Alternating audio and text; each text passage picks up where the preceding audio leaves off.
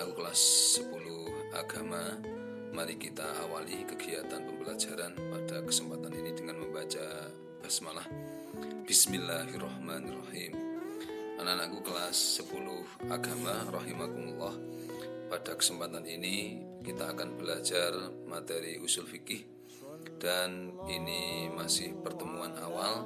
Kita akan memulai kompetensi dasar yang pertama tentang konsep usul fikih, dan khusus untuk materi awal di kompetensi dasar yang pertama ini kita akan mengkaji konsep usul fikih mengenai tujuan dan ruang lingkupnya. Langsung saja anak-anakku, kita bahas usul fikih.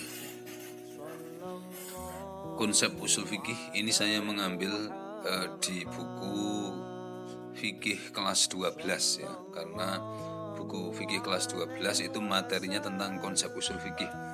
Sedangkan buku usul fikih untuk kelas agama itu belum diterbitkan oleh Kementerian Agama atau oleh pemerintah. Maka sementara kita bisa mengkaji ini karena materinya sama. Maksudnya materi ini untuk kelas 12 non keagamaan. Tapi kalau untuk kelas agama, peminatan keagamaan, ini sudah memperoleh materi ini sejak semester ganjil kelas 10 seperti kalian ini. Maka ini akan saya sampaikan materinya tentang konsep usul fikih. Nanti ada beberapa hal yang akan kita kaji. Nanti buku softfile buku ini atau file PDF buku ini akan saya share di grup kelas agar kalian mempelajari khususnya bab-bab yang sesuai dengan bab yang ada atau materi yang ada di pelajaran usul fikih kelas 10 keagamaan. Jadi konsep usul fikih akan kita kaji dari pengertian, objek, ruang lingkup, dan tujuan. Tapi sebelum ke sana perlu kita ketahui terlebih dahulu bahwa ketika mau mempelajari konsep usul fikih harus dimulai dengan mengetahui hubungan antara fikih dengan usul fikih. Setelah memahami usul fikih maka akan dipahami fikih secara lebih mendalam. Karena ada orang yang belum belajar usul fikih langsung belajar fikih dan menganggap bahwa fikih itu sudah selalu hukum pasti, padahal dalam hukum Islam itu ada yang qot'i, ada yang zonni, ada yang sudah pasti, ada yang masih dugaan atau masih ada perbedaan pendapat. Ini perlu dipelajari secara utuh agar kita dalam memahami hukum Islam tidak parsial, tidak salah memahami. Usul fikih ini merupakan metode dan jalan tengah untuk memahami hukum Islam. Jadi untuk memahami hukum Islam sebaiknya memang belajar usul fikih. Nah, kalau diibaratkan pohon ini ya, pohon maka Al-Quran ini ya. Ini langsung kita lihat di gambar ini pohon, bahwa kita melihatnya jangan dari atas tapi dari bawah ya, dari bawah, karena pohon itu tidak langsung atas yang nampak, tapi akar dulu, baru tumbuh pohonnya, kemudian daunnya, bahkan sampai buahnya gitu ya. Maka akar itu yang paling mendalam atau paling mendasar. Nah, kita lihat akar atau dasar dari nanti fikih maupun usul fikih ini ya adalah sumber hukum Islam, Al-Quran, hadis atau sunnah, kemudian ilmu-ilmu yang melengkapinya, ilmu nahwu, ilmu syaraf, ilmu tafsir, ilmu hadis, dan yang lainnya. Ini menjadi akar keilmuan ya, keilmuan dalam hukum Islam. Nah, kemudian setelah mempelajari Al-Quran dengan segala perangkatnya tersebut, kemudian baru muncul pohon atau batang, Nah, batang ini menjadi usul fikih. Sebelum ada ranting atau cabang-cabang dari batang pohon.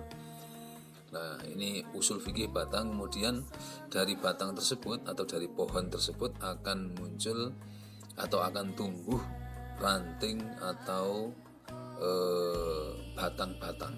Nah ini yang ranting-rantingnya atau batang-batangnya itu namanya fikih. Maka kalau akar itu tidak bisa tergantikan, artinya pasti Al-Quran, hadis dan segala perangkatnya tersebut, kemudian batangnya ini hanya satu, batang pohon ini hanya satu rata-rata, nah kemudian nanti rantingnya yang bercabang-cabang, maka ketika sudah menjadi fikih, itu pendapat para ahli fikih, para ulama, khususnya yang masyhur 4 imam mazhab, itu sering ada perbedaan, misalnya antara Imam Hanafi, Imam Maliki, Imam Syafi'i dengan Imam Hambali dalam hukum tertentu ada perbedaan, itu wajar karena sudah ranahnya fikih atau rantingnya ada cabang-cabang. Tapi kalau usul fikihnya khususnya akarnya pasti sama, semua berakar berdasar pada Al-Quran dan hadis. Nah, tujuan mempelajari usul fikih adalah untuk memahami fikih secara menyeluruh atau secara kafah, secara utuh. Sebab fikih itu berkembang sepanjang zaman, sedangkan usul fikih merupakan metodologinya atau teori yang tidak hanya digunakan untuk memahami hukum-hukum syara saja, tapi juga dapat berfungsi untuk menetapkan dan menghasilkan hukum syara yang bersifat furu'iyah atau bersifat cabang-cabang yang terkenal dengan istilah fikih, agar seorang muslim tidak tersesat atau keluar dari ketentuan syariat Islam ketika akan menjalani kehidupan dalam keseharian. Nah, ini tujuan secara umum ya, tujuan secara umum. Mari kita pahami tentang pengertian. Ini pengertian fikih sudah sering dikaji, nanti di pelajaran fikih juga disampaikan bahwa fikih dari bahasa Arab dari kata fikhun yafqahu fiqhan, yang berarti memahami secara mendalam.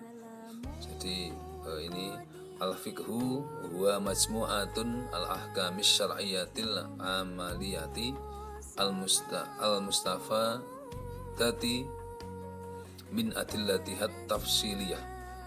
Fikih kumpulan ketetapan hukum syara' yang berkenaan dengan perbuatan manusia yang diambil dari dalil-dalilnya yang jelas dan terperinci. Nah, ini fikih. Ketika sudah menjadi hukum harus ada dalil-dalil yang terperinci. Nah, kita lihat usul fikih. Usul fikih ini ditinjau dari bahasa, dari dua suku kata, usul dan fikih. Usul artinya landasan, dasar atau landasan, dari kata al-aslu menjadi al-usulu. Kemudian al-fiqhu, kata al-fiqhu ini dari bahasa Arab tadi paham atau mengerti secara mendalam. Nah, secara istilah usul fikih ini Muhammad As-Syaukani mendefinisikan itraqul qawaidil lati yatafassalu biha ila istimbatil hukmi syar'iyyatil far'iyyati min adillatihat tafsiliyah. Fungsi usul fikih adalah mengetahui kaidah yang dapat digunakan sebagai alat untuk menggali atau beristinbat hukum-hukum furu' dari dalilnya yang rinci dan jelas. Nah, ini usul fikih digunakan untuk mengetahui alat untuk menggali atau menetapkan atau menganalisa dan seterusnya. Berarti ini lebih mendalam dari fikih ya. Kemudian Imam Qutb Mustafa Sanuk dalam kitab Mu'jam Muslahat ini juga memberikan penjelasan bahwa usul fikih adalah usul fikih hiyal qawaidu al-kulliyatal lati yatafassalu biha ila fahmi nususil kitabi was sunnati. Usul fikih adalah kaidah kulliyah yang digunakan oleh seorang mujtahid untuk memahami nas Alkitab dan as-sunnah. Jadi usul fikih ini kaidah-kaidah yang menyeluruh ya, yang digunakan seorang mujtahid ahli menetapkan hukum Islam untuk memahami dasar hukum dalam Islam, yakni Al-Quran dan Sunnah. Nah, ini yang digunakan perangkatnya adalah ilmu usul fikih. Mungkin itu. Kemudian ini masih ada tujuan, kemudian objek pembahasan dalam usul fikih ya. Kita akan persingkat, ini sudah agak lama proses penjelasannya. Objek pembahasan ilmu usul fikih ini langsung ke sini ya.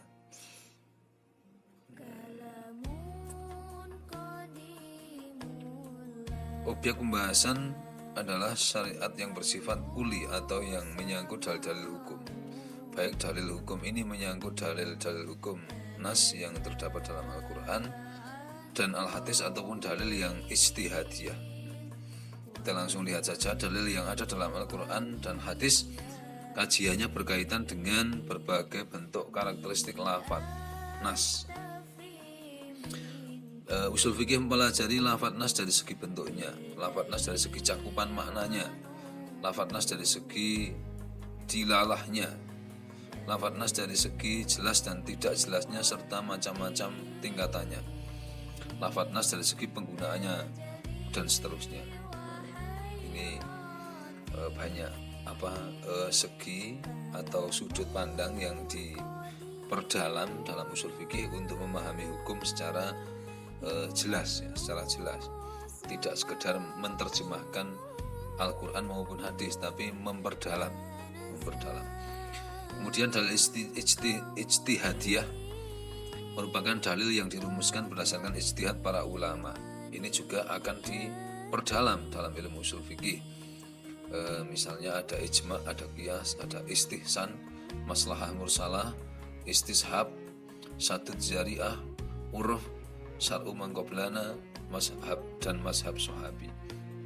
Nah ini dalil-dalil ijtihadiyah para ulama juga akan dikaji oleh ilmu usul fikih.